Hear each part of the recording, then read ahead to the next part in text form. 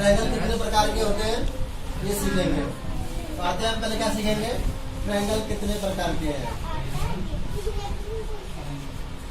Triangle क्या होता है पहले ये पता है?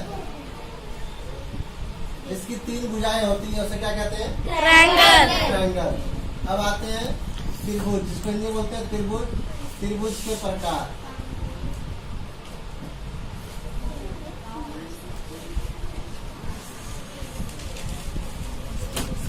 इस त्रिभुज को हम 2 भागों में बांटते हैं। पहला आता है भुजा के आधार पर, ठीक है, और दूसरा होता है कोण के आधार। क्या? कौन के आधार? कोण के आधार।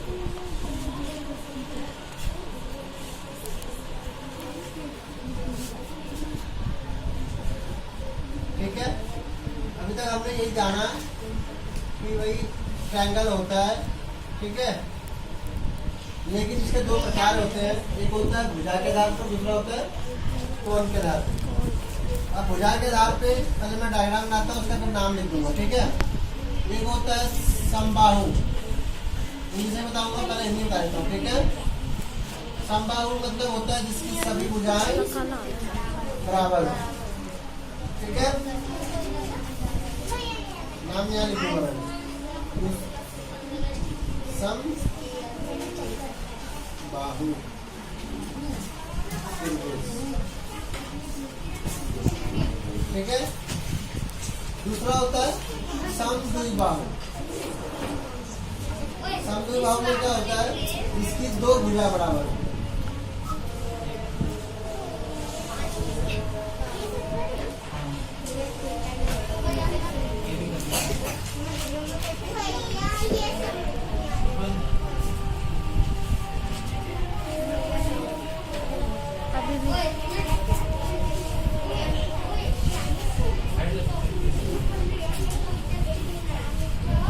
देखो 2 भुजा बराबर है, ठीक है।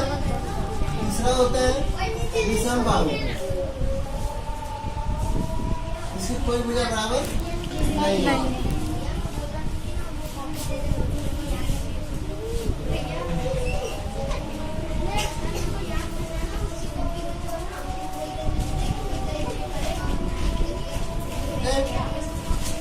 उसके बाद है कोण के आधार पर।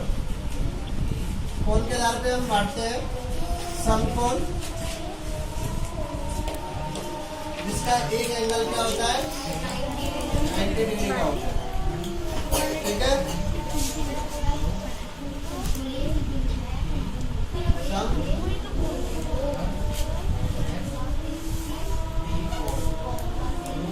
ठीक है, ठीक है। दूसरा होता है न्यून कोण, जो कल बताया था मैंने। न्यून कोण क्या होता है? 90 से छोटा, ठीक है। देखो 90 से छोटा में क्या होता है, तो क्या बोलते हैं? न्यून कोण।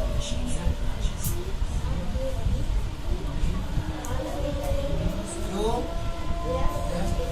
90 से कम हो,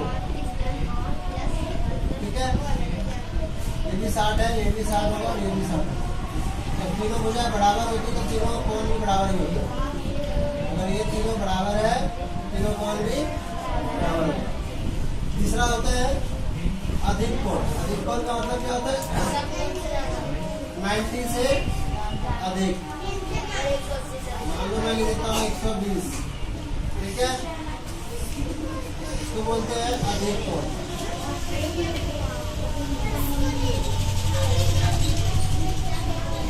ठीक है, समझ में आ गया?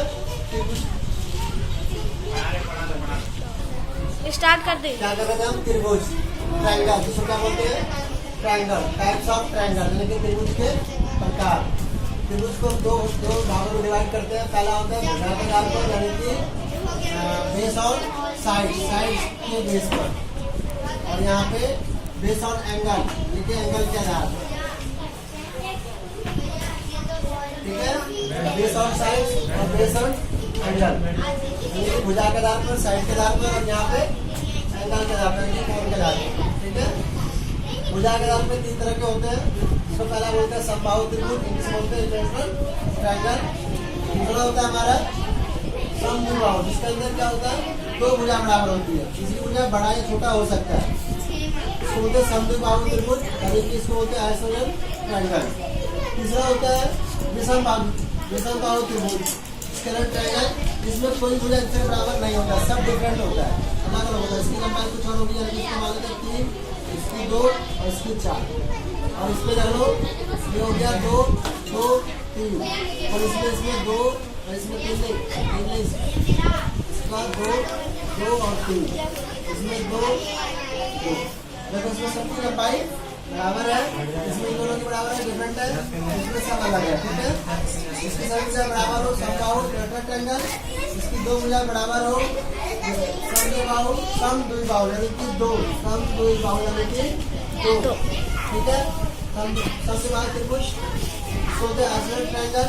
तीसरा होता है हमारा विषमबाहु, विषमबाहु मतलब इसकी कोई भुजा बराबर नहीं होती है, इसको स्क्वायर ट्रायंगल।